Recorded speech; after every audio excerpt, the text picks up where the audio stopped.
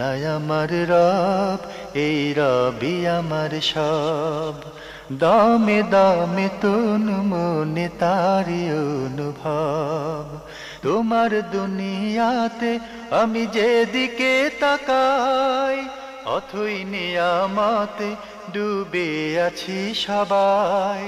পাক পাখালির গানে শুনি তসবি কলরব, তসবি কলরব। আল্লাহ আমার রব, এই রবি আমার সব। আসসালামু আলাইকুম রহমতুল্লাহি ওবরাকাতুহ। দূরের এবং কাছের সম্মানিত দর্শক শ্রোতা, অনেক অনেক প্রীতি এবং শুভেচ্ছা জানিয়ে আপনাদের সবাইকে আমন্ত্রণ জানাচ্ছি এনটিভির জুমাবারের বিশেষ আয়োজন লাভ হলো নিবেদিত আপনার জিজ্ঞাসা অনুষ্ঠানে। আপনাদের সাথে আছি আমি শরীফ বাইজিদ মাহমুদ। দর্শক, আজ আপনাদের জিজ্ঞাসার প্রশ্নের উত্তর দেওয়ার জন্য স্টুডিওতে উপস্থিত রয়েছেন আপনাদেরই কাঙ্ক্ষিত ব্যক্তিত্ব প্রখ্যাত আলেমদ্দিন শেখ আহমদুল্লাহ। আসসালামু আলাইকুম রহমতুল্লাহ বরাকাতুহু। আসসালামু আলাইকুম। দর্শক, যিনি এই মুহূর্তে আছেন আপনার পরিচয় দিয়ে প্রশ্ন করুন।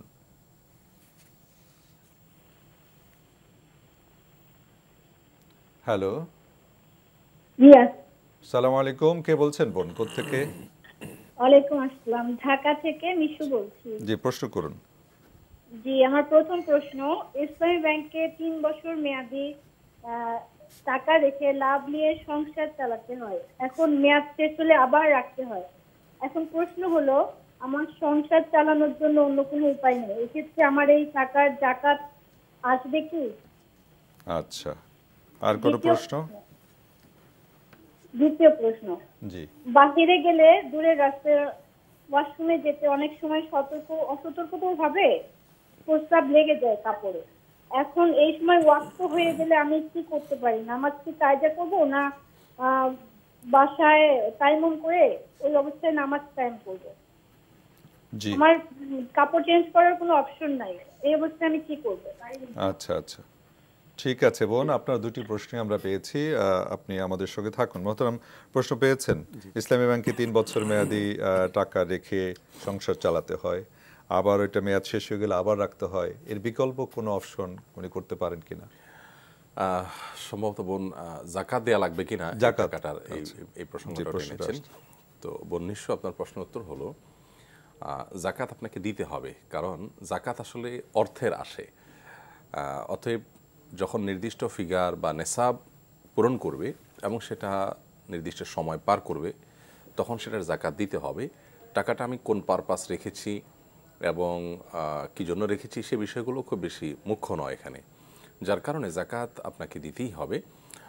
শুধু এটুকু মনে রাখলেই হবে যে আপনার জাকাতটাকে কোনো প্রকার জরিমানা মনে করা উচিত নয়। নবী করিম সাল্লাল্লাহু আলাইহি ওয়াসাল্লাম বুখারী বর্ণিত হাদিসে বলেছেন যে কিয়ামতের আগে একটা সময় আসবে যখন মানুষ জাকাতটাকে জরিমানা মনে করবে, এটাকে এক ধরনের দণ্ড মনে করবে, বোঝা মনে করবে। এটা কিয়ামতের আলামত সমূহের মধ্যে থেকে একটি। অথচ আমাদের দৈনন্দিন জীবনে যত খরচ খরচা আছে এগুলোর মতোই একটা খরচ হলো জাকাত। জাকাতের মাধ্যমে আমাদের সম্পদ পবিত্র হয়। বিধায় আমার ওই সামান্য যে জমানো টাকা আছে সেখান থেকে যে আমার কষ্ট করে সংসার চলছে, সেই কষ্ট করে চলা যে অতি প্রয়োজনীয় আইটেমগুলো আছে তমন থেকে জাকাতটাকেও ইনক্লুড করে নিতে হবে। এতে যেটা হবে যে আল্লাহ তাআলা আমার সম্পদে বারাকা দিবেন। বারাকা না দিলে অনেক পরিমাণ প্রফিট পেয়েও আমি কিছু করতে পারবো না, আর বারাকা দিলে খুব অল্প পরিমাণ প্রফিটও আল্লাহ রাব্বুল আলামিন অনেক কল্যাণ দিবেন। এই জন্য জাকাতটাকে দণ্ড মনে করা যাবে না, জরিমানা মনে করা যাবে না। এটা আমার সম্পদকে পবিত্র করবে, বারাকা পূর্ণ করবে। এই জন্য জাকাতটা দিতে হবে যদি নেসাবের মধ্যে থাকে। আর যদি নেসাবের নিচে চলে আসে তাহলে তার জাকাত দেওয়ার প্রশ্ন ওঠে না। আসলে ইসলাম মানুষকে আল্লাহমুখী করে, আল্লাহর উপরে ভরসা যাতে আসে, তাওয়াক্কুলমুখী করতে চায়। সেজন্যই কিন্তু আমাদেরকে আমার যা আছে সেখান থেকে জাকাত দিতে যদি কমে যায় তো আমি আরেকটা ওয়ে ইনশাআল্লাহ খুলব। আমার কোনো ওয়ে নাই, এটা আমাদেরকে শয়তান বলে। একজন ইমানদারের জন্য কোনো ওয়ে নাই, এর কথা সঠিক নয়।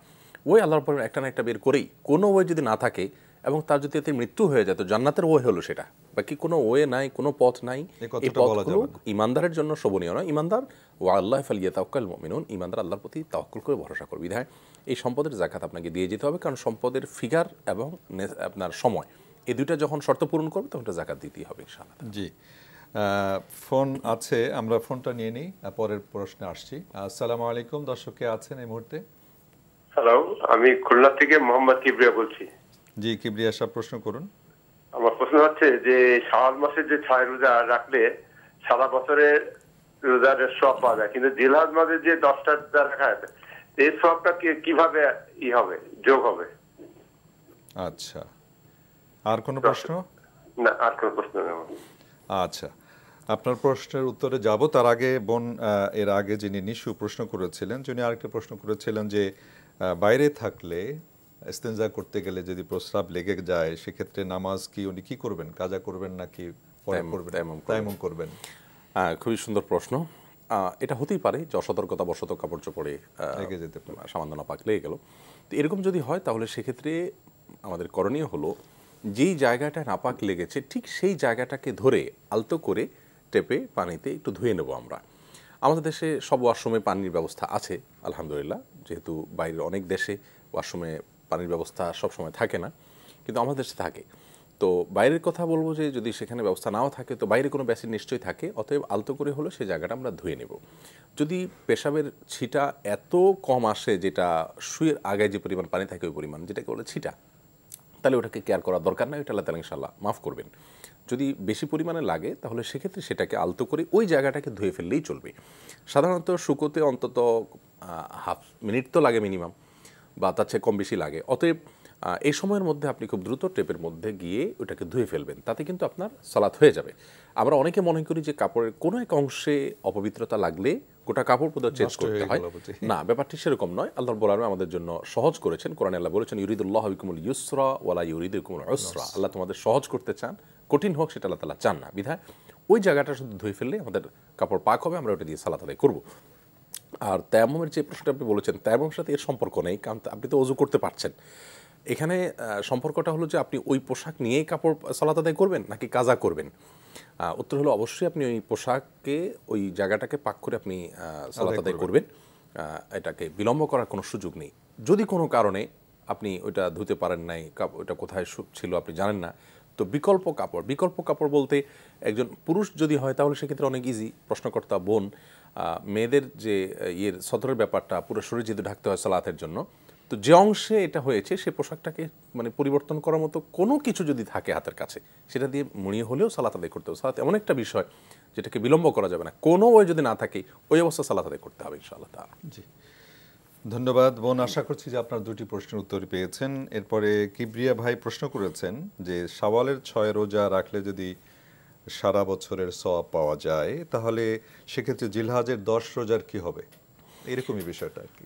আচ্ছা, জিলহজে তার মানে সারা বছরের রোজা যদি হয়ে যায় তাহলে জিলহজের প্রথম 9 দিনের রোজা রাখার তো আর প্রয়োজন নেই, কারণ সারা বছর রোজা তো আমি অটোমেটিকলি পেয়ে যাচ্ছি। মূলত সারা বছরের রোজাটা এটা আমার জন্য বোনাস, আমি মূলের সাথে সেটাকে অ্যাডজাস্ট করার কোনো প্রয়োজন নেই।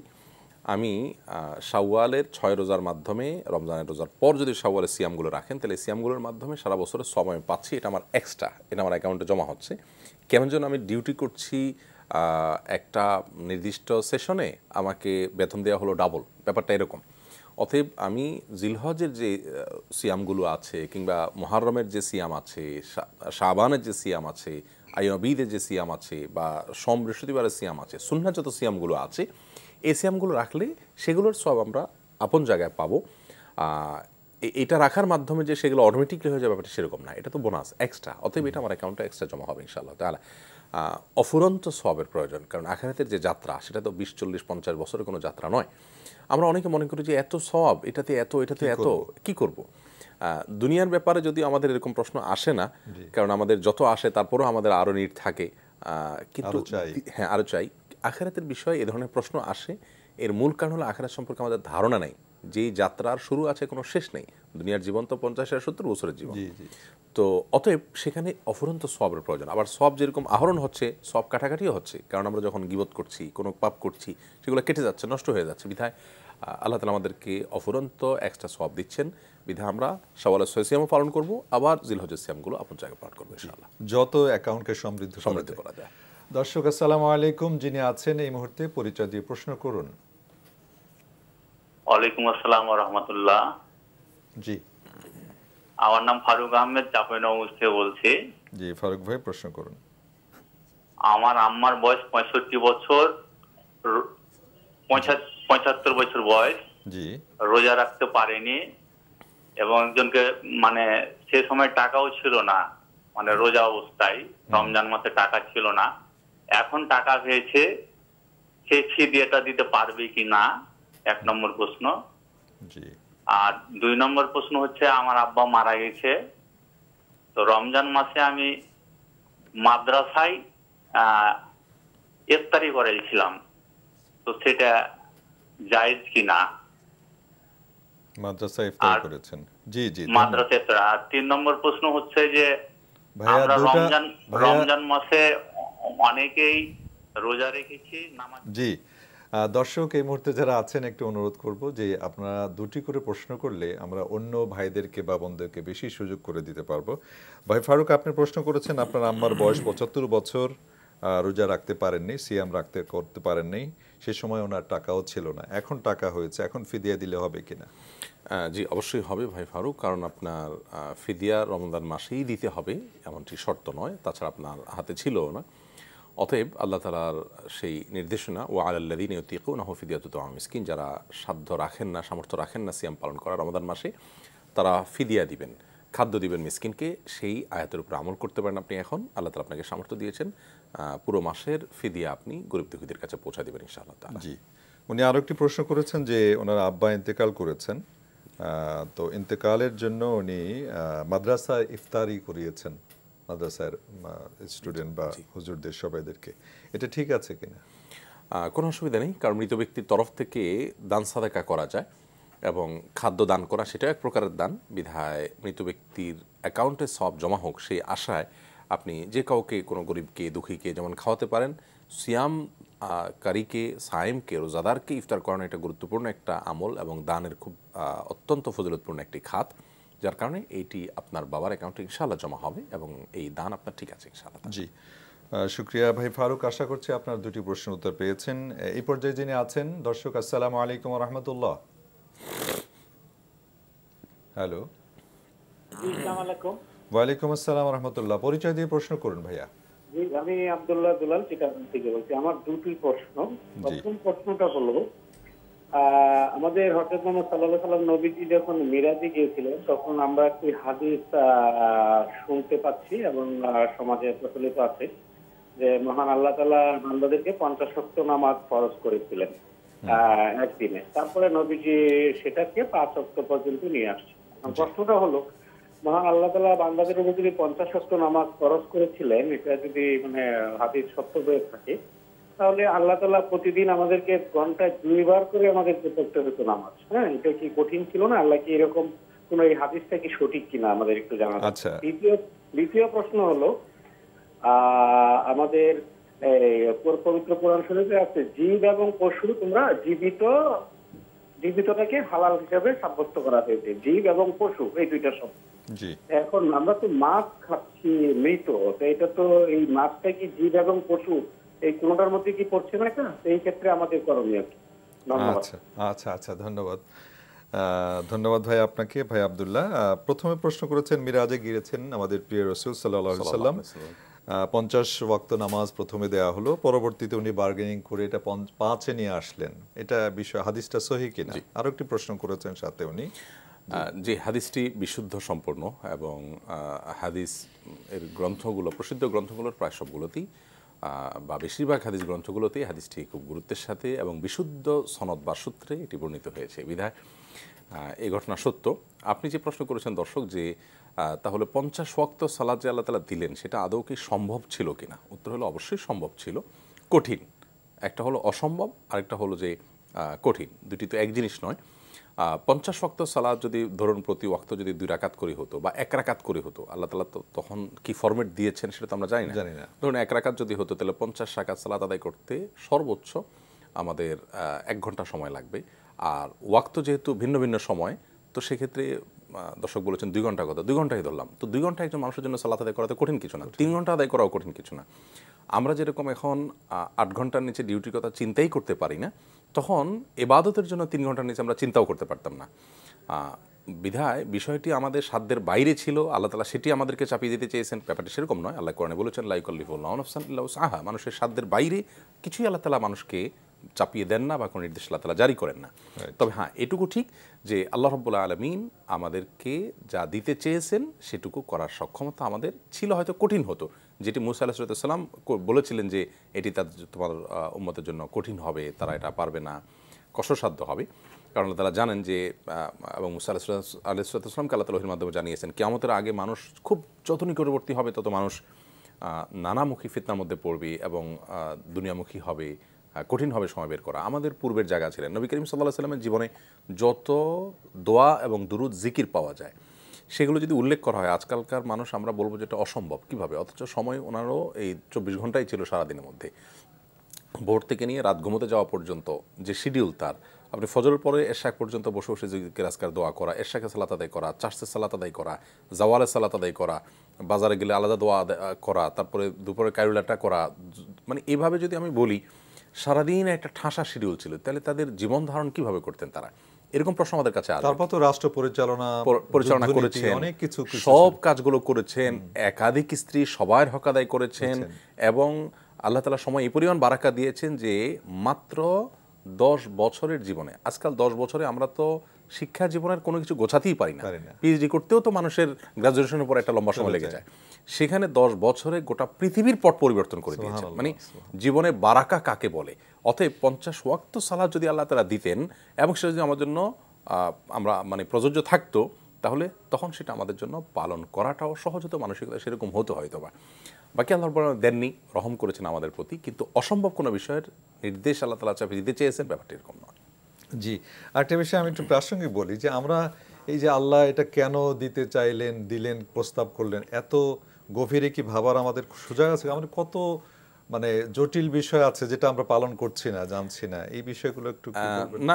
দর্শক আমাদের যেটুকু প্রশ্ন করেছেন এটুকু তো প্রশ্ন আসতেই পারে যে এটা কি আসলে সম্ভব ছিল কি না, কিন্তু এটা আপনি ঠিকই বলেছেন যে আল্লাহ রাব্বুল আলামিনের নির্দেশের কারণ এবং দর্শন সম্পর্কে খুব বেশি ঘাটাঘাটি করা এটি আমাদের জন্য সমীচীন নয়। ব্যাপারটি খুব সহজে বোঝা যায় যে আপনি একজন মালিক, ধরুন আমি আপনার অধীনে কাজ করি, আমি আপনার সামান্য একজন কর্মচারী, আপনি একজন প্রতিষ্ঠিত ব্যবসায়ী, আপনার সমস্ত নির্দেশে আপনি আমাকে নির্দেশ করেন তুমি এটা করো ওইটা করো, আপনার সমস্ত নির্দেশের হেতু, রহস্য এবং দর্শন এর আপনার ভেতরকার দিকগুলো আমি বুঝতে পারবো না, এটাই স্বাভাবিক।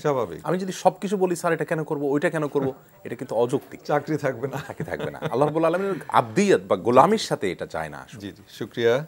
দর্শক আছেন, আসসালামু আলাইকুম ওয়া রাহমাতুল্লাহ, পরিচয় দিয়ে প্রশ্ন। জি, ওয়ালাইকুম আসসালাম, কে বলছেন ভাই? আমি কুমিল্লা থেকে বলছি। জি, কে বলছিলেন?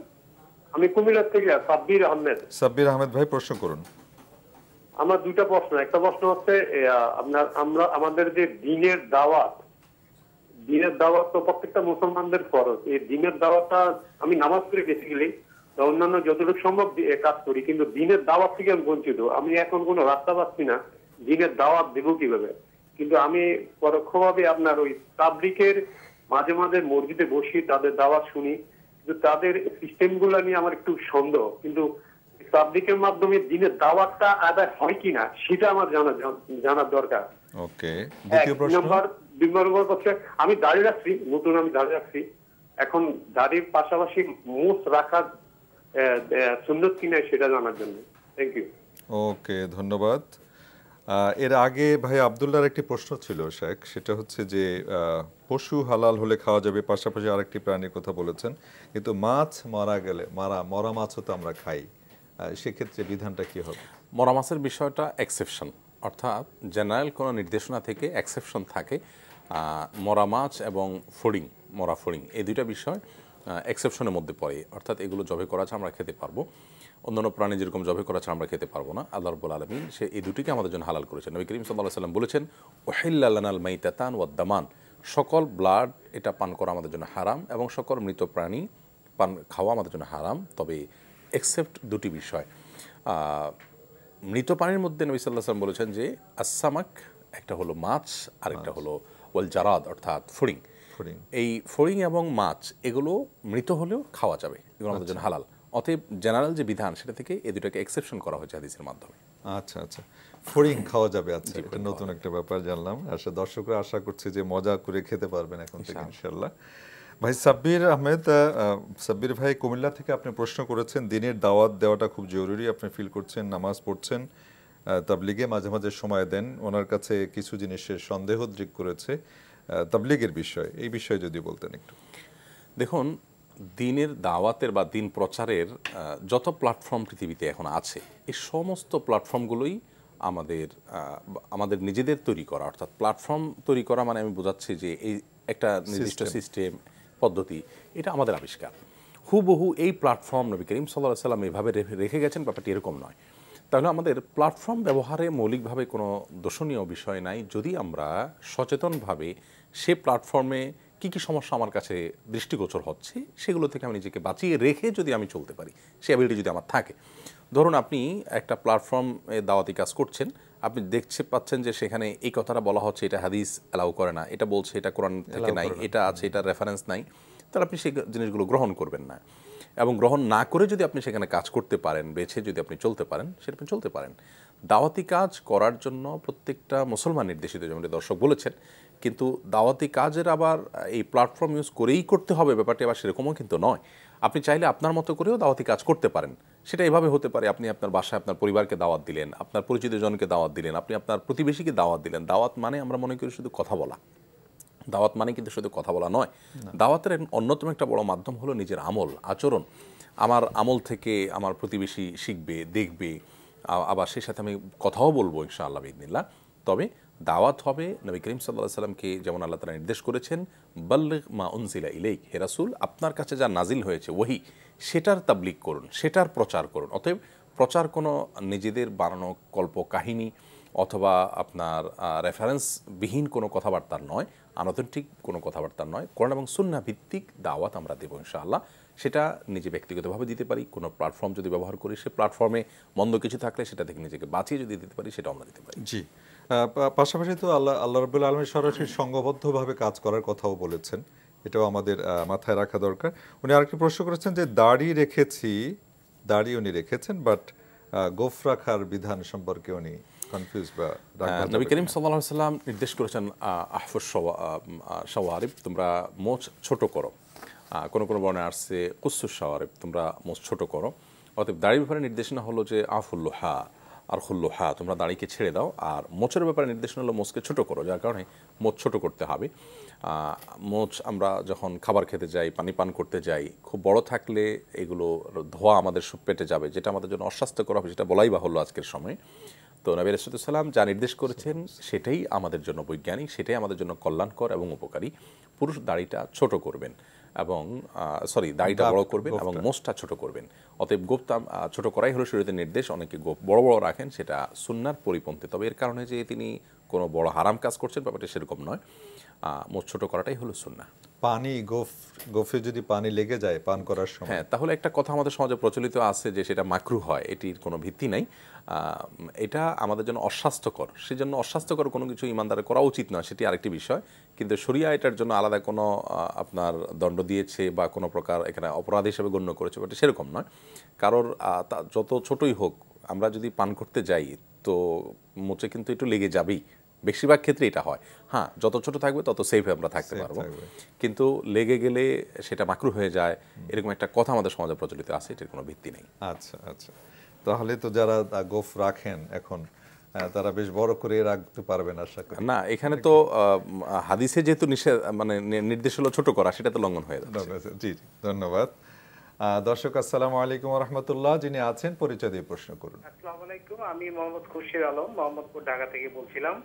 আমার দুটো প্রশ্ন, যেটা হচ্ছে যে রমজান মাসে আসলে আমরা রোজা রাখি, কিন্তু যারা বিশেষ করে কায়িক শ্রম করে, লেবার, দিনমজুর, রিক্সা চালক, তাদের রোজা রাখতে কষ্ট হয়। আবার যদি রোজা না রাখে তাদের দৈনিক যে প্রাত্যহিক যে খাবার জোগাড়ের সেটা সমস্যা হয়। এই ক্ষেত্রে তাদের রোজাটা কি রাখা কতটুকু মানে প্রয়োজন বা যেটা বলি এই সম্পর্কে একটু মতামত জানতে আছি, যে তাদের রোজাটা কিভাবে মেকআপ করা যায়। আরেকটা প্রশ্ন হচ্ছে, যেটা আমাদের দেশে বা সারা বিশ্বেই সাধারণত দেখা যায় যে কেউ অসুস্থ হলে কিডনি দান করে বা চক্ষু দান করে, ইভেন কি যারা মারা যাওয়ার পরও অনেকে দেহ দান করে। ইসলামী শরিয়া সম্মত হবে এটা কতটুকু সহি আর কি। আর চলতি পর্ব সম্পর্কে একটু মতামত জানতে চাচ্ছি, যদি মহতারাম এই প্রশ্নের উত্তরটা একটু সংক্ষিপ্ত করে দেন তাহলে আমাদের যারা দীর্ঘ প্রশ্নকারী আছেন অনেকে প্রশ্ন করতে পারেন, কারণ দীর্ঘক্ষণ লাইনে থাকতে হচ্ছে আর কি। জি, আচ্ছা আচ্ছা, আপনাদের প্রতি সম্মান রেখেই বলছি আর কি। না না, ধন্যবাদ ভাইয়া, আপনি অনেক সুন্দর করে বলেছেন, ধন্যবাদ। আপনি অন্যের অধিকারের বিষয়ে আপনি অনেক সচেতন, এই জন্য জাযাকুমুল্লাহ খায়রান। শায়েখ উনি প্রশ্ন করেছেন যে কায়িক শ্রম যারা করেন, রিক্সাওয়ালা, ভ্যান ঠেলাওয়ালা ইত্যাদি, তারা সিয়াম পালন করা তাদের জন্য কষ্টকর, আবার সিয়াম না রাখলে তাদের সংসার পরিচালনা করা মুশকিল হয়ে যায়, এক্ষেত্রে তাদের সিয়ামের বিধান কি হবে? ধন্যবাদ। এই ধরনের ইস্যুগুলো আসলে খুব বেশি সংক্ষেপ করে বললে অস্পষ্টতা থেকে যাবে এবং জটিল হবে, এই জন্য আসলে একটু ব্যাখ্যা কিছু কিছু প্রশ্নের উত্তরে করতে হয়। যেমন এই যে প্রশ্নটা, যারা কায়িক শ্রম করেন তারা সিয়াম পালন করলে তাদের জীবন ধারণ করা কঠিন হবে, কিন্তু অসম্ভব হবে না। আল্লাহ রাব্বুল আলামিন গরিব মানুষকে অনেক ফজিলতের কথা বলেছেন, তাদের কষ্টের কারণে তারা জান্নাতে আগে যাবে, অনেক বিষয় আছে, তো তার জন্য তাদেরকে তো কিছু স্যাক্রিফাইস করতেই হবে। আপনি গরিব মানুষ যারা বিশেষ করে খেটে খাওয়া মানুষ, সে মানুষগুলোর সিয়ামের কথা বলেছেন, তারা সিয়াম এই মাসে রেখেও তাদের জীবন ধারণ করা সম্ভব, একটু কষ্টকর সম্ভব। সেটা করোনাকালীন সময় কিন্তু আমাদের কাছে প্রতিবাদ হয়ে গেছে। ধরুন একজন রিক্সা চালক, তিনি রিক্সা চালনা বন্ধ রেখেছেন মাসকে মাস, তিনি চলেছেন, কষ্ট হয়েছে, কিন্তু সিয়াম পালন করলে তো এরকম করতে হবে না যে দিন রাত আপনি চালাতে পারবেন, আপনি সন্ধ্যার পরে চালাতে পারছেন, 2-4 ঘন্টা চালাতে পারছেন, হয়তো একটু টানাটানি করে চলতে হবে, একটু কষ্ট করে চলতে হবে। আপনি যদি 11 মাস প্রস্তুতি নেন যে একটা মাস আমি ডিউটি হাফ টাইম করবো না, একটু প্রেশার কম নেব, তাহলে সেটা কিন্তু মোটেও অসম্ভব নয়, এমনকি খুব বেশি কঠিনও কিন্তু নয়। আর এখানে সামাজিক কালচারের একটা ব্যাপার আছে। আরবিয়ান কান্ট্রিগুলোতে আমি দেখেছি, সেখানে তারা রমাদান মাসে কায়িক শ্রম যারা করেন, বিশেষ করে নির্মাণ শ্রমিক যারা আছেন, তারা প্রায় সকলে, সৌদি আরবের গোটা দেশে এটা, অন্যান্য দেশেও আছে মিডল ইস্টে, যে তারা গোটা দেশে রমাদান মাস এলে ডিউটির সিস্টেমটা চেঞ্জ হয়ে যায়। সকাল থেকে বিকাল পর্যন্ত যারা ডিউটি করতো তারা সন্ধ্যার পর থেকে নিয়ে সাহারির আগ পর্যন্ত ডিউটি করেন, রাতভর দিনের মতো ডিউটি করতে থাকেন, লাইট থাকে পর্যাপ্ত, এবং দিনভর তারা রেস্ট করে থাকেন। এটি একটা সামাজিক ব্যাপার যে সমাজ যখন সিয়ামের গুরুত্ব বুঝবে তখন সেটা সেরকম পরিবেশ তৈরি করে দিবে। বিধায় এটা কিছুটা কঠিন হতে পারে, অসম্ভব নয়। আর যদি একটু পরিকল্পনা করা যায় যে মাসে 1 মাস, বছর একটা মাস আমি ডিউটি যদি না করি, মানুষ মরে যাবে না। আর যদি আমি একটু হাফ করি ডিউটি, একটু সংক্ষেপ করি, তাও মানুষের খুব বেশি কষ্ট হবে তা নয়, যে বিশেষ করে আগে থেকে পরিকল্পনা থাকলে। বিধায় সিয়াম পালন করতেই হবে, এই অজুহাতে সিয়াম না রাখার সুযোগ না। হ্যাঁ, কেউ ডিউটি করতে গিয়ে এমন একটা পরিস্থিতির মধ্যে পড়ে গেছেন যে তার জীবন হুমকির মধ্যে পড়ে গেছে, তখন তিনি সিয়াম ভাঙতে পারেন, সেটা ভিন্ন কথা। জি জি, এই জন্য একটা বাকি 11 মাসে একটা প্ল্যান থাকতে হবে যে আমি কিছু জমিয়ে রাখি, ওই সময় আমি ডিউটি কম করব। জি, চমৎকার বলেছেন আপনি। উনি আরেকটি প্রশ্ন করেছেন, কিডনি, চোখ বা দেহ দান করা, এই বিষয়টা যদি বলেন একটু। দেখুন, কোনো মানুষের জন্য নিজের শরীরের কোনো অংশ, কোনো অঙ্গ যদি দান করার প্রয়োজন হয় সেটি জায়েজ আছে, কিন্তু মৃত্যুর আগে দান করে যাওয়া এটি একটা বিশেষ থিঙ্কিংয়ের উপরে ভিত্তি করে, একটা বিশেষ ধারণার উপরে ভিত্তি করে করা হয়। আল্লাহ মাফ করুক, সবাই একই ধারণার উপর কথা বলছি না। যারা আখিরাতকে বিশ্বাস করে না তাদেরকে আমরা দেখি সমাজে, তারা সাধারণত এই কাজটা বেশি করে যে আমার মৃত্যুর পরে আমার দেহটার অমুক জায়গায় দিলাম, তমুক জায়গায় দিলাম, দিয়ে যান। কারণ তিনি বিশ্বাস করেন না যে তার কবরস্থ হওয়া উচিত। ইসলাম মানুষের দেহকে সম্মান করতে বলে, মানুষকে সম্মান করতে বলে, এটা জীবদ্দশায়ও মৃত্যুর পরও। এই জন্য কোনো মানুষের মৃত্যুর পর তাকে সসম্মানে কবরস্থ করা, দাফন করা, এটি কিন্তু শরিয়া কর্তৃক নির্দেশিত। বিধায় সেখানে তাকে সম্মানজনকভাবে দাফন করতে হবে। জীবদ্দশায় কারোর প্রয়োজন হয়েছে আপনার একটা কিডনি দিয়ে দেওয়া, আপনি দিয়ে দিয়েছেন, আপনি আল্লাহর কাছে আজর পাবেন। কারোর ব্লাডের দরকার হয়েছে, আপনি দান করেছেন, আপনি আল্লাহর কাছে সওয়াব পাবেন, ইসলাম এলাও করে। কিন্তু প্রয়োজন এই মুহূর্তে হোক বা না হোক, আমি দিয়ে গেলাম, এরকম মুখাস্ত দানটা যদি হয় আখিরাতের প্রতি অবিশ্বাসের কারণে, তাহলে এটা কুফরি। আর যদি ইমানদার এরকম কাজ করে থাকেন, তো সেটাও ওলামা ইকরামের, বেশিরভাগ ওলামা ইকরামের মতে অ্যালাউড নয়, অনেক ওলামা ইকরাম এটাকে অ্যালাউড বলেছেন, এবং সেটা নিয়ে বিস্তারিত কথা বলতে হবে, কিন্তু আসলে খুব বিস্তারিত বলার সুযোগ কম। জি, অসংখ্য ধন্যবাদ ভাই খুরশিদ আলম। আশা করছি আপনার দুটি প্রশ্নের উত্তরে পেয়েছেন। দর্শক, আমাদের আজকে নির্ধারিত বিষয় হচ্ছে জুমার ফজিলত। আমি এই প্রসঙ্গে মহতারাম আপনাকে কিছু আলোকপাত করার অনুরোধ করছি। আলহামদুলিল্লাহ, জুমার দিনটি আল্লাহ রাব্বুল আলামিন আমাদের জন্য বিশেষ দিবস হিসাবে দিয়েছেন, এবং এটি এই উম্মতের একটি বিশেষ বৈশিষ্ট্যের ব্যাপার যে আল্লাহ রাব্বুল আলামিন সপ্তাহের একটি দিনকে বেছে নেওয়ার জন্য পূর্বে যুগের উম্মাদেরকে, পূর্ব যুগের নবীদেরকে আল্লাহ রাব্বুল আলামিন সুযোগ দিয়েছেন। এবং সেক্ষেত্রে ইহুদি জাতি তারা শনিবারটিকে বেছে নিয়েছে, নাসারা বা খ্রিস্টানরা রবিবারকে বেছে নিয়েছে, অন্যান্য জাতির অন্য দিনকে বেছে নিয়েছে। আল্লাহ রাব্বুল আলামিনের ইলমে ছিল যে জুমার দিনটা সবচাইতে বেস্ট এবং উত্তম। সেটি এই উম্মাহ জন্য আল্লাহ বরাদ্দ রেখেছেন এবং এই উম্মাহ বেছে নিয়েছে। যার কারণে এই নবী করিম সাল্লাল্লাহু আলাইহি সাল্লামের এই যে জুমার দিনটাকে বেছে নিতে পারা, আল্লাহ তাআলা তাকে এই সুযোগ দেওয়া, তৌফিক দেওয়া, এর মাধ্যমে এই উম্মতের একটি বিশেষ বৈশিষ্ট্য যেমন ফুটে উঠেছে, আবার এই দিনটি যে আল্লাহর এলেমে সবচেয়ে ফজিলতপূর্ণ দিন সেটিও কিন্তু প্রমাণিত হলো। নবী করিম সাল্লাল্লাহু আলাইহি সাল্লাম এই জুমার দিনের ফজিলত সম্পর্কে বলেছেন যে জুমার দিন হলো খায়রু ইয়াউমিন তালাআত আলাইহি শামস, সূর্য যত দিনের মধ্যে উদিত হয় তার মধ্যে জুমার দিনটা হলো সবচেয়ে সেরা। তার মানে সূর্য তো প্রতিদিনই উদিত হয়, এই প্রতিদিনের মধ্যে সপ্তাহের 7 দিনের মধ্যে সবচেয়ে শ্রেষ্ঠ দিন হলো জুমার দিন। আর এতটাই শ্রেষ্ঠ যে আল্লাহ রাব্বুল আলামিন আদম আলাইহিস সালামকে সৃষ্টির জন্য এই দিনটি নির্বাচন করেছেন, এই দিনে সৃষ্টি করা হয়েছে, এই দিনে তাকে আল্লাহ তাআলা জান্নাতে প্রবেশ করিয়েছেন এবং কিয়ামত সংগঠিত হবে, মহাপ্রলয় সংগঠিত হবে এই জুমার দিনে। তো জুমার দিনের বৈশিষ্ট্য জানার জন্য বা অনুধাবন করার জন্য এটুকু যথেষ্ট যে কোরআনে কারিমের মতো যেখানে খুচরা কথা বলার সুযোগ নেই, একেবারে পাইকারি কথা বলা ছাড়া আর কথা বলার স্কোপই নেই, এত ছোট বা সীমিত একটা পরিসরের মধ্যে গোটা মানব জাতির জীবনের সমস্ত পার্ট নিয়ে আলোচনা করা হবে, সেখানে জুমার দিনের এই বিষয়টা আল্লাহর কাছে কতটা ফজিলতপূর্ণ হলে কোরআনে কারিমের একটি সূরা যেটা একাধিক পৃষ্ঠা বিশিষ্ট এরকম একটা সূরা আল্লাহ তাআলা শুধু সূরাতুল জুমআ নামে নামকরণ করেছেন এবং সেখানে জুমার দিনে সালাতের জন্য যখন আহ্বান করা হবে তখন সব কিছু ছেড়ে যেন সালাতে চলে যাওয়া হয় সে নির্দেশনা দেওয়া হয়েছে। তো এই যে আল্লাহ তাআলা কোরআনে কারিমে এই দিনের নামে একটা সূরা আলাদা করে নামকরণ করে সেখানে এই দিনের আলোকপাত করেছেন, সেখান থেকে কিন্তু এই দিনটির যে বিশাল বৈশিষ্ট্য এবং তাৎপর্য আছে সেটি পরিষ্কারভাবে ফুটে ওঠে। জি, ধন্যবাদ জাযাকুমুল্লাহ। অতি সংক্ষেপে আপনি জুমার দিনের ফজিলত সম্পর্কে বললেন। দর্শক আসসালামু আলাইকুম ওয়া রাহমাতুল্লাহ, যিনি এই মুহূর্তে আছেন আপনার পরিচয় দিয়ে প্রশ্ন করুন। আসসালামু আলাইকুম ওয়া রাহমাতুল্লাহ। ওয়ালাইকুম আসসালাম। আমি আলহামদুলিল্লাহ আমি আবার লাইনটা পেয়েছি। আসলে আপনাদের এই যে আপনার জিজ্ঞাসা অনুষ্ঠানটি আমি সবসময় দেখি, আমি একদম নিয়মিত দর্শক। আমি তো এটা তো আমরা জানার জন্যই আসলে ইসলামের বিভিন্ন জিনিস আমরা যেহেতু মানে কম জ্ঞানী, যারা বিশিষ্ট জ্ঞানী লোকের কাছে জানার জন্য আসলে আমরা প্রশ্ন করি, তাই সেজন্য আমি আবার একটু লাইনটা পেয়েছি। ওই যে জীবিত পশু এবং জীব, পবিত্র কোরআন শরীফে যে প্রশ্নটা আমি করেছিলাম যে আনসারটা দিয়েছিলেন উনি, ঠিক আছে। আমার জানার বিষয়টা হলো আসলে যে জীব এবং পশু, মৃত জীব এবং পশু তোমরা কেন, এটা পবিত্র কোরআন শরীফের কথা। আর আমাদের উনি আমাদেরকে আপনারা মানে আনসার দিয়েছেন যে এটা হাদিস শরীফে আসছে যে এটাকে এক্সেপশন রাখা হয়েছে। তো এখন আমরা কোরআন শরীফের কথাটা মানবো না ওইটা বেশি, কোনটাকে আমরা গুরুত্ব বেশি দিব আর কি, এটা একটু জানা দরকার ছিল আমার। আরেকটা জিনিস হলো, আরেকটা প্রশ্ন যেহেতু পেয়েছি সেটা হলো পবিত্র কোরআন শরীফে আছে তোমরা নামাজের আগে হাত, মুখমণ্ডল এবং মাথা মাসে করবা। আমরা মাসে করব, কিন্তু এটা 3 বার করতে হবে, এটা আমরা কেন 3 বার করি আসলে আমরা একবার না করি? ধন্যবাদ। জি ধন্যবাদ। মোহতারাম, প্রথম প্রশ্নটা কি পেয়েছেন আপনি? জি, প্রশ্ন পেয়েছি আমি। দর্শক, আপনার প্রশ্নের সংক্ষিপ্ত উত্তর দেয়া খুবই কঠিন, দীর্ঘ আলোচনা সাপেক্ষ বিষয়। তারপরও বলি, সংক্ষেপ করেই বলি যে কোরআনে কারিমে আল্লাহ তাআলা আমাদেরকে যে দিয়েছেন, এটি আল্লাহ তাআলার এই ওহী বাণীটি আল্লাহ তাআলা, এই ওহীটি আল্লাহ তাআলা নাজিল করেছেন নবী করিম সাল্লাল্লাহু আলাইহি ওয়াসাল্লামের পরে।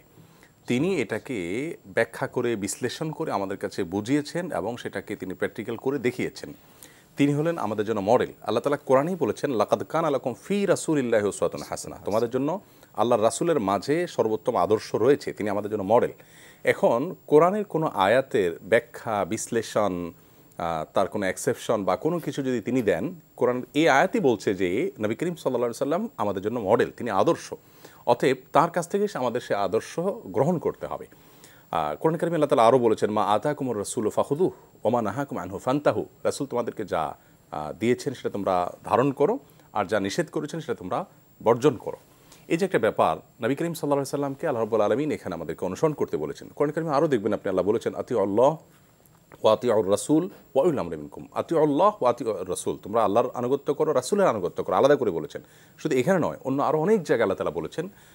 আমরা সেই মানে এতগুলো রেফারেন্স বলে সময় আর ক্ষেপণ করতে চাই না। এই আয়াতগুলো থেকে পরিষ্কারভাবে বোঝা যায় যে নবী করিম সাল্লাল্লাহু আলাইহি সাল্লামকে অনুসরণ করা, কোরআনের কোনো বিষয়ে তার ব্যাখ্যা গ্রহণ করার নির্দেশ আল্লাহ তাআলা আমাদেরকে দিয়েছেন, বিধায় আমরা তার নির্দেশ গ্রহণ করতে হবে। আপনার দ্বিতীয় প্রশ্নটির উত্তরও একই, যে আল্লাহ তাআলা সালাত আদায়ের জন্য আমাদেরকে বলেছেন তোমরা হাত মুখমণ্ডল ধোয়া মাসে করো, কিন্তু সংখ্যা উল্লেখ করেনি। তাহলে আমি 3 বার কেন করবো? 3 বার নবী করিম সাল্লাল্লাহু আলাইহি সাল্লাম করেছেন। এখন আপনাকে যদি আমি একটা ছোটো এক্সাম্পল দিয়ে বলি, যে আপনার অফিসের কোনো উপরস্থ কর্তার পক্ষ থেকে একটা নির্দেশনা আসলো, সেই নির্দেশনাটা বাস্তবায়ন করবেন আপনি আপনার নিকটস্থ যে সুপারভাইজার আছেন ওনার মাধ্যমে, কারণ সুপারভাইজার তার সাথে কর্তার সাথে যতটা সম্পর্ক এবং প্রতিটা বিষয় যতটা বিশদভাবে উনি জানতে পারেন, আপনি কিন্তু প্রতিটা সেভাবে পারেন না। তো আপনি কিন্তু সুপারভাইজর মূল বসের নির্দেশটা সুপারভাইজর আপনাকে যেভাবে করতে বলবেন সেভাবে আপনি বাস্তবায়ন করবেন, এটাই যুক্তি। অতএব আল্লাহ রাব্বুল আলামিন চাইলে এই কোরআন পাঠিয়ে দিতে পারতেন যে তোমাদেরকে কোরআন দিলাম, এবং মক্কার মুশরিকরা এরকমটাই চেয়েছিল যে কোরআন কেন একসাথে আসে না, একজন আসমান থেকে কেন অলৌকিকভাবে নিয়ে চলে আসে না, এসে কাবার ঘরের ছাদে রেখে চলে যেত, এরকম কিছু একটা করতো। কিন্তু তা না করে একটু একটু করে নাজিল করেছেন মুহাম্মদ সাল্লাল্লাহু আলাইহি ওয়াসাল্লামের প্রতি। কেন? এর মূল কারণ হলো যে এই কোরআনকে ব্যাখ্যা করার জন্য তিনি আল্লাহর পক্ষ থেকে প্রেরিত এবং তিনি এটার ব্যাখ্যাতা। বিধায় এই কোরআনের ব্যাখ্যা যদি আপনি তারটা গ্রহণ না করেন তাহলে কারটা গ্রহণ করবেন? অবশ্যই আপনাকে কোনটা গ্রহণ করতে হবে। আপনি তো বলছেন যে অজুর ব্যাপারে আল্লাহ সংখ্যা উল্লেখ করেন, আমরা কেন সেটা গ্রহণ করব? আপনি কোরআনে তো আজান সম্পর্কে কোনো বক্তব্যই পাবেন না। আপনি কোরআনে অজুর ধোয়ার কথা আল্লাহ বলেছেন, কতটুকু ধুইতে হবে তাতে কিন্তু আল্লাহ বলেন নাই, কিন্তু আপনি কিন্তু আমরা সবাই কিন্তু এটুকু ধুই, তাহলে আপনি তো বগল পর্যন্ত ধোয়া লাগবে, কারণ আল্লাহ তাআলা বলেছেন ফাগসিলু ওয়াজুহাকুম ওয়া আইদিয়াকুম ইলাল মারাফিক, অবশ্য বলেছেন ওয়া আইদিয়াকুম। তো যাই হোক, ওয়াজুহাকুম যে চেহারা বলেছেন, চেহারার সীমানা কতটুকু আমরা ধরবো, অনেক প্রশ্ন আসবে।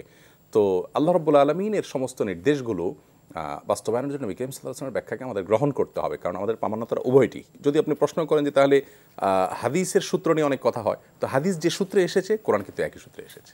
জি, আশা করছি ভাইয়া আপনার সকল প্রশ্নের সমাধান আপনি পেয়েছেন। ধন্যবাদ আপনাকে প্রশ্ন করার জন্য। আসসালামু আলাইকুম ওয়া রাহমাতুল্লাহ। দর্শক যিনি আছেন এই মুহূর্তে পরিচয় দিয়ে প্রশ্ন করুন। আমি উত্তরা থেকে বলছি। আসসালামু আলাইকুম। ওয়া আলাইকুম আসসালাম ওয়া রাহমাতুল্লাহ। জি, প্রশ্ন করুন। আমার প্রশ্ন হচ্ছে কি যাকাত সম্বন্ধে।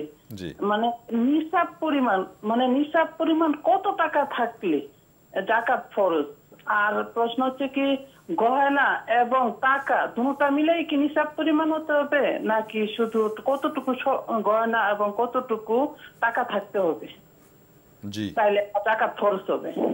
ওকে, ধন্যবাদ আপনাকে বোন। মোহতারাম, নিসাব পরিমাণ কতটুকু, নিসাব পরিমাণের কি বলতেন উনি, আর গহনা আর টাকা মিলিয়ে কি হবে কিনা?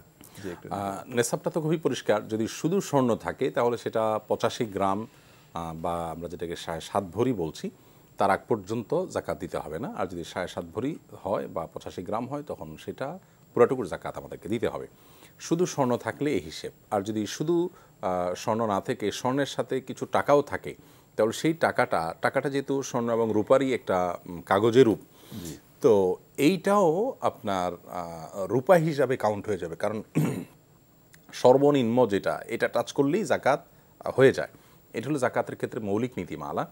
তো টাকাটাকে আমরা রূপা হিসাবে ধর্তব্য করব, রূপা হিসাবে গণ্য করব, বিকজ সেটা স্বর্ণ রূপা দুইটারই পসিবিলিটি আছে। তো যার কারণে আপনার টাকাটা যদি থাকে, ধরুন আপনার কাছে 3 ভরি স্বর্ণ আছে এবং সাথে 10,000 টাকা আছে, তাহলে কিন্তু আপনার উপর জাকাত এসে যাবে, কারণ 3 ভরি স্বর্ণের যে মূল্য সেটার সাথে তখন 10,000 টাকা যোগ হবে, এবং পুরোটা যখন যোগ হবে তখন রূপার নেসাব গণ্য হবে। এবং এই মাসআলাটি আমাদের অনেক ভাই বোন আজকাল প্রশ্ন তোলেন যে এটা কেন রূপার নেশা হিসাবে গণ্য হবে। এটি প্রায় সমস্ত উলামা ইকরামেরই মত, এবং কোরআন এবং সুন্নাহকে গবেষণা করে তারা সবাই এই মত ব্যক্ত করেছেন যে যখন দুইটা হবে, কিছু স্বর্ণ কিছু রূপা আপনার কাছে থাকবে, তখন দুইটার ভ্যালু যোগ করার পর সর্বনিম্নটা টাচ করলে, অর্থাৎ রূপাটা সর্বনিম্ন থাকে সাধারণত 595 গ্রাম রূপা, এটার মূল্য টাচ করলেই আপনার জাকাত এসে যাবে। সেটা প্রায় 40-45 হাজার টাকা বা কিছুটা প্লাস মাইনাস হবে। এই ফিগার হয় 595 গ্রাম রূপার মূল্য। তো এই টাকাটা টাচ করলেই জাকাত হয়ে যাবে। এই জন্য কারোর যদি স্বর্ণের থাকে, নগদ টাকার সাথে নগদ টাকা থাকে এবং দুইটার ভ্যালু একসাথে করার পর রূপার যে নেসাব অর্থাৎ 595 রূপার মূল্য এটা টাচ করে, তাহলে তারপরে জাকাত আসবে যদি 1 বছর তার কাছে সেটি থাকে। বিদায় গহনার সাথে নগদ টাকা থাকলে এই হিসাবটি সেখানে প্রযোজ্য হবে। জি, আশা করছি বোন আপনার উত্তর পেয়েছেন। দর্শক আসসালামু আলাইকুম ওয়া রাহমাতুল্লাহ।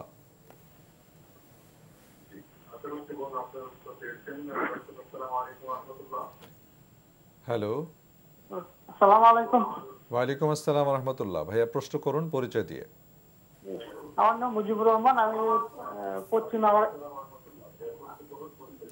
আপনার টিভি, আমি পশ্চিম আগারগাঁও থেকে বলছি। জি ভাই মুজিবুর রহমান সাহেব, আপনার টেলিভিশনের ভলিউমটা কমিয়ে প্রশ্ন করুন।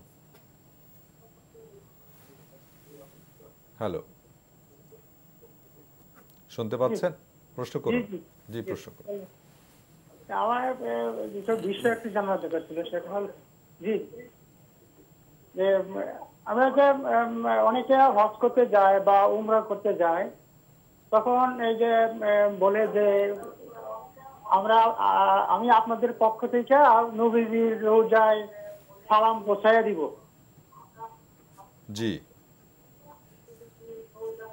হ্যালো, জি, তারপরে প্রশ্ন কি?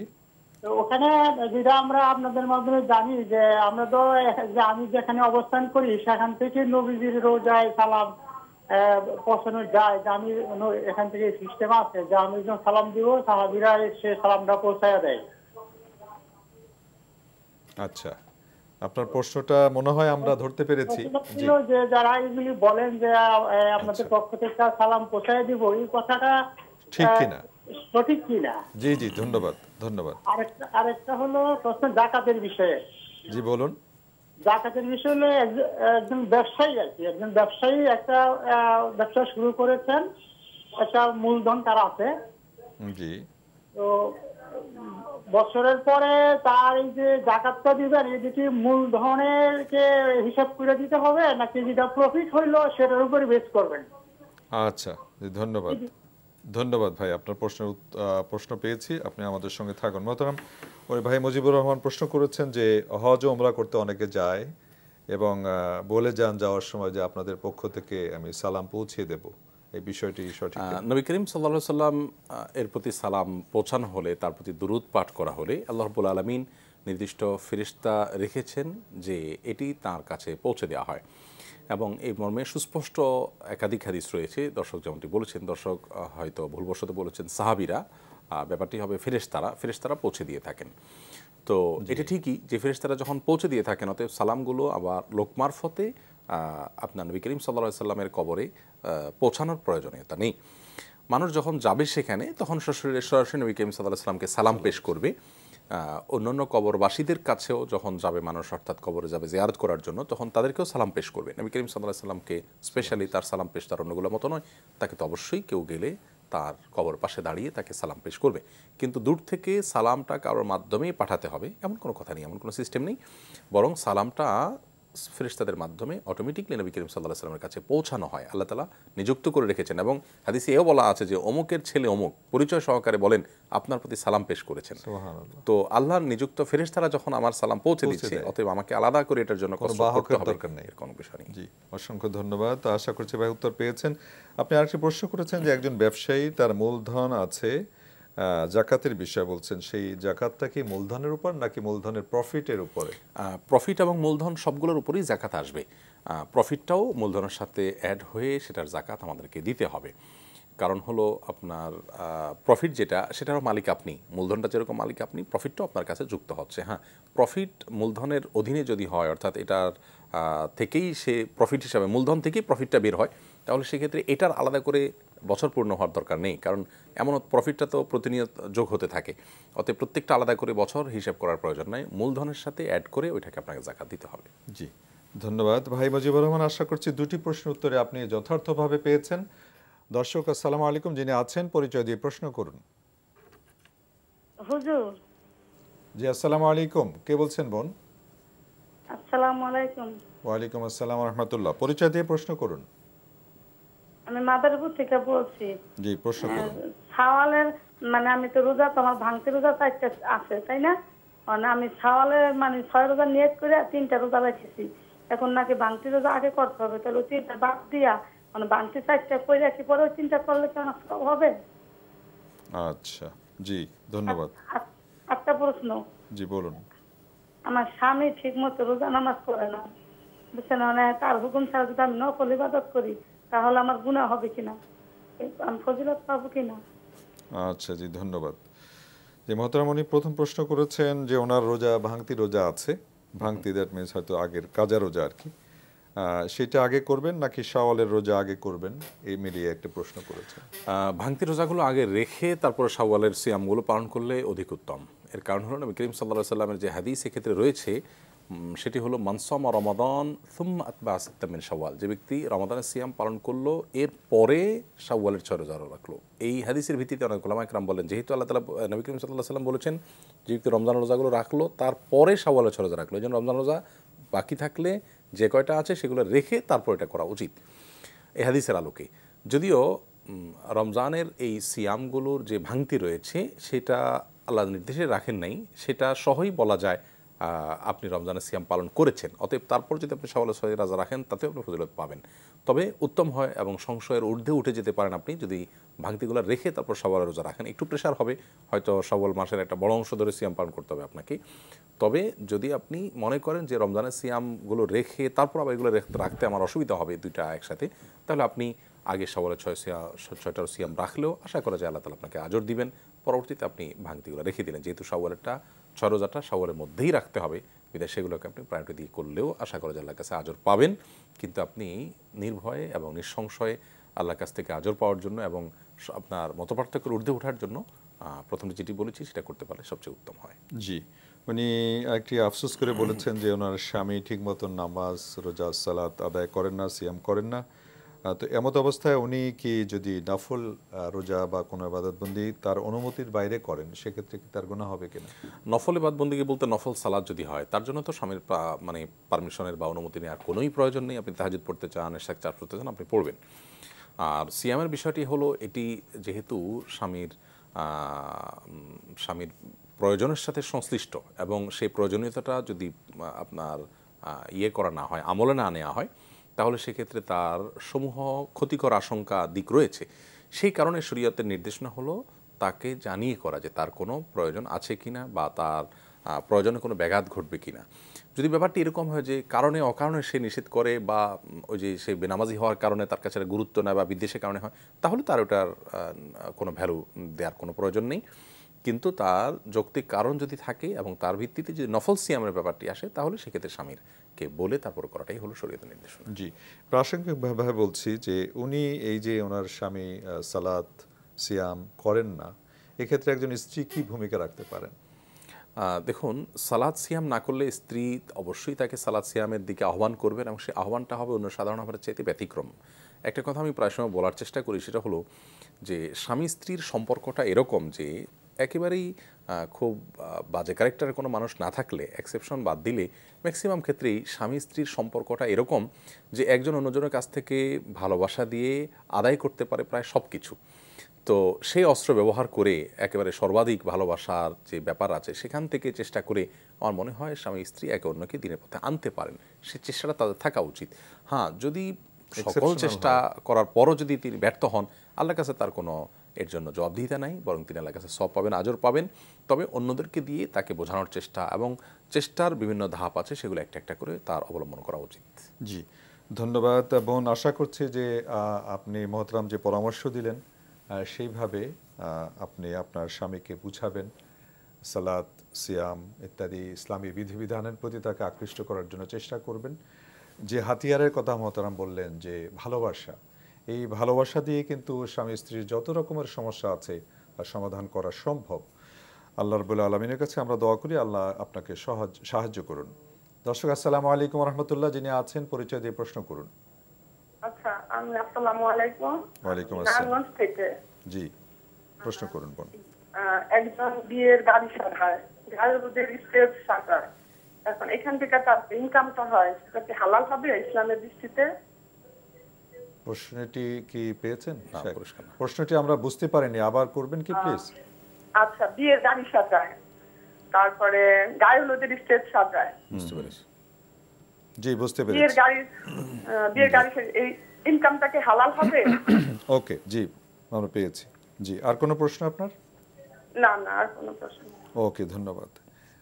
বিয়ের গাড়ি সাজানো বা ফুলসজ্জা সাজানো ইত্যাদি অনেক রকম যে বিয়ের কার্যক্রমগুলো আছে, এই ইনকামটা ঠিক হবে কিনা, হালাল হবে? দেখুন, একটু জটিল। ইমানদারের জন্য আসলে দুনিয়ার এই জীবনটা খুবই আপনার সংকীর্ণ।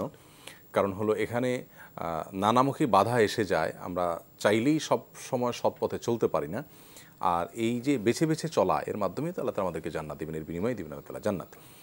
মৌলিকভাবে বিয়ে উপলক্ষে যত প্রকার আঞ্চলিক যে সমস্ত সংস্কৃতি আছে, এগুলো কোনোটি যদি শরিয়ার সাথে কোনো কন্ট্রাডিক্টরি না হয়, সেগুলোর কোনোটিতে কোনো অসুবিধা নেই।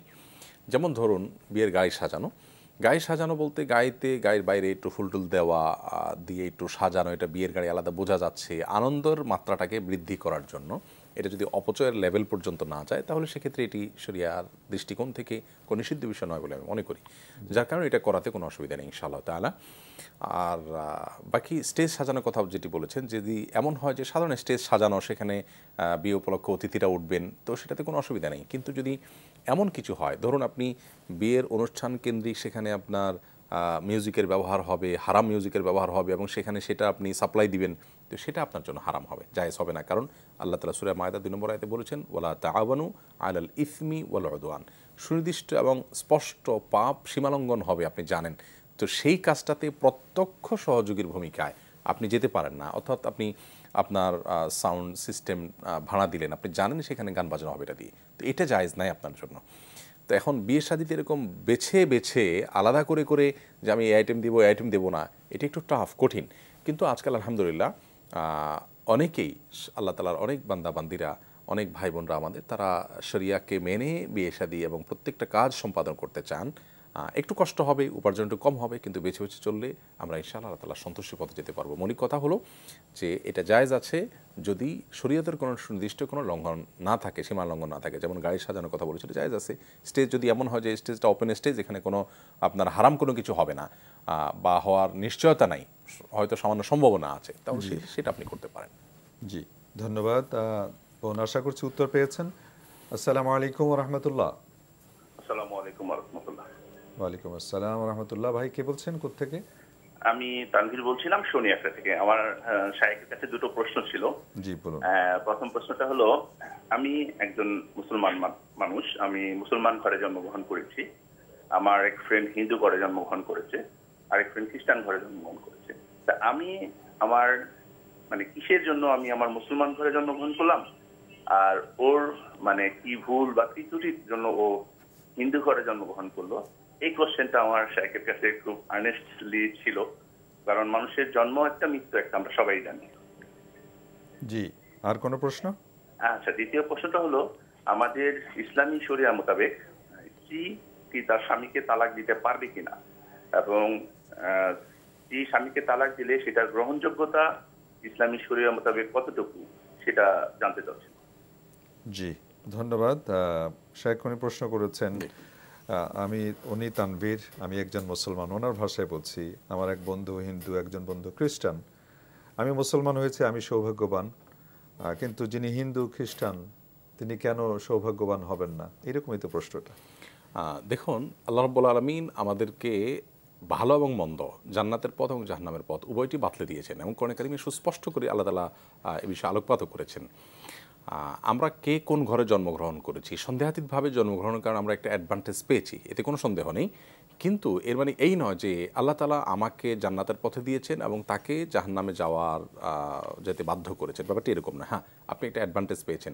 আল্লাহ রাব্বুল আলামিনের বন্টন, আল্লাহ রাব্বুল আলামিনের তাকসিম এর রহস্য হেতু আমরা একটু আগে একটি প্রশ্ন উত্তর প্রসঙ্গে আলোচনা করছিলাম যে এর সবগুলো বান্দা রপ্ত করে ফেলবে, ধরে ফেলবে, এরকমই যদি হয় তাহলে আল্লাহর সাথে আর বান্দার কোনো পার্থক্যই থাকে না। এই কারণে আল্লাহ রাব্বুল আলামিনের সমস্ত ক্রিয়াকর্মের প্রতিটার আলাদা আলাদা করে রহস্য আমরা আবিষ্কার করে ফেলতে পারবো, ধরে ফেলতে পারবো, কোনো পার্থক্য থাকবে না, সব আমরাও বুঝে ফেলবো আল্লাহ তাআলা যেভাবে করেছেন সেভাবে। এটি যৌক্তিক নয় মোটেও।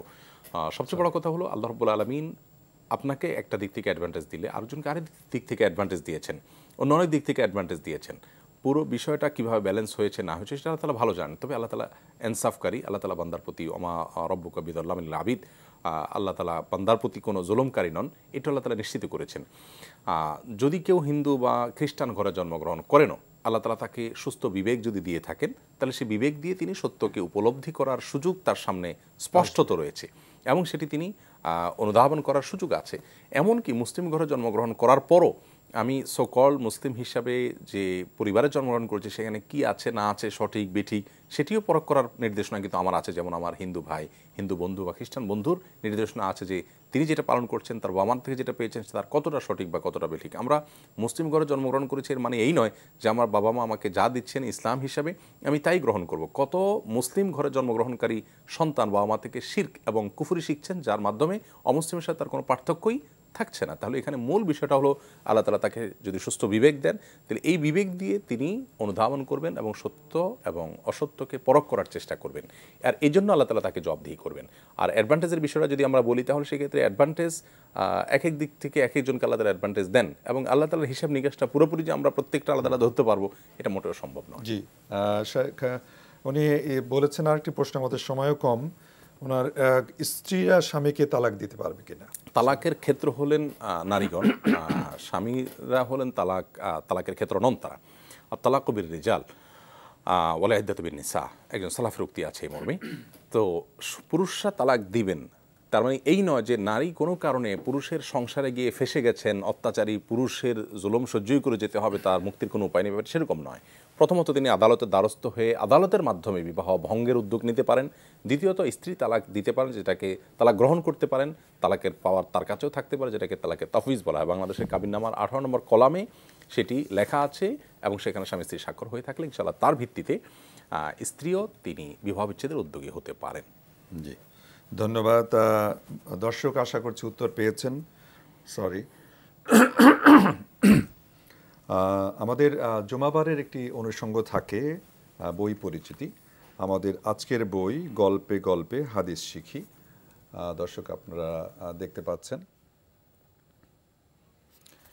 শেখ গল্পে গল্পে হাদিস শিখি বইটি প্রফেসর ডক্টর এম ইয়াসির কান্দিমির, এটার ভাষান্তর করেছেন মাওলানা মিজানুর রহমান ফকির, সম্পাদনায় আব্দুল্লাহ মজুমদার।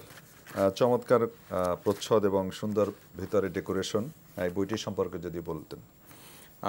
আলহামদুলিল্লাহ, বইটি আমি দেখেছি, এবং নবী করিম সাল্লাল্লাহু আলাইহি সাল্লামের অথেন্টিক এবং আপনার তার কাছ থেকে বিশুদ্ধ সূত্রে বর্ণিত হাদিসগুলো সংকলিত হয়েছে এখানে। এবং গল্পের মাধ্যমে হাদিসের গল্পগুলো সাধারণ গল্পের মতো নয়, নিশ্চয়ই প্রথমত সেগুলো বিশুদ্ধ এবং সঠিক, দ্বিতীয়ত সেগুলো থেকে বহু শিক্ষার দিক আছে, বইটি আমাদের পড়া উচিত। বইটিতে বিভিন্ন চিত্রের মাধ্যমে গল্পের সাথে প্রাসঙ্গিক যে চিত্র, সেটার মাধ্যমে সেটাকে কিছুটা ভিন্ন ধাঁচে উল্লেখ করা, মানে পেশ করার চেষ্টা করা হয়েছে। একটা জায়গায় শুধু দেখেছি আমি যে একটা প্রাণীর ছবি স্পষ্ট প্রিন্ট করা, যেটা বেশিরভাগ উলামা ইকরামের মতেই অগ্রহণযোগ্য। বাকি সব ছবিগুলো যতগুলো আমার নজরে পড়েছে সবগুলোই আমার কাছে ভালোই মনে হয়েছে। আশা করি এটা উপকার বই আনবে আমাদের। জি, বইটি প্রকাশ করেছে কাশফুল প্রকাশনী, আর ফোন নম্বর হচ্ছে 019188000849। আপনারা প্রয়োজনে এখান থেকে সংগ্রহ করতে পারেন। সরি, সম্মানিত দর্শক, আমাদের এই অনুষ্ঠানটি রবি থেকে বুধবার বিকেল 5:30টায় এনটিভিতে সম্প্রচারিত হয়ে থাকে। আপনারা সেখানে ইমেল করতে পারেন, চিঠি লিখতে পারেন। আমি ঠিকানা বলছি, পরিচালক আপনার জিজ্ঞাসা, এনটিভি, বিএসসিসি ভবন, 7ম তলা, 102 কাজী নজরুল ইসলাম এভিনিউ, কারওয়ান বাজার, ঢাকা 1215। ইমেল করতে পারেন আপনার জিজ্ঞাসা @ntvbd.com। এছাড়া আমাদের এই অনুষ্ঠানটি অনলাইনে দেখতে পারেন, দেখতে ভিজিট করতে পারেন www.ntvbd.com। এছাড়া ইউটিউব ও ভেরিফাইড ফেসবুক পেজেও আমাদের এই অনুষ্ঠানটি দেখতে পারেন। শেখ, আজকে অনুষ্ঠানে এসে আপনি অনেকগুলো প্রশ্নের দর্শকদের উত্তর দিয়েছেন খুব প্রাণবন্তভাবে। আল্লাহ রাব্বুল আলামিন আপনাকে উত্তম প্রতিদান দান করুন। আপনাকে ধন্যবাদ। দর্শক, আজ আমরা শেষ করব। ইনশাআল্লাহ আগামী জুমাবার একই সময় আবারও দেখা হবে। সেই পর্যন্ত আল্লাহ রাব্বুল আলামিন আপনাদের সবাইকে ভালো রাখুন, সুস্থ রাখুন, নিরাপদে। আসসালামু আলাইকুম ওয়া রাহমাতুল্লাহি ওয়া বারাকাতুহু। আল্লাহ আমার রব, এই রবি আমার সব, দামে দামে তুন মনে তারি অনুভব। আল্লাহ আমার রব, এই রবি আমার সব, দামে দামে তুন।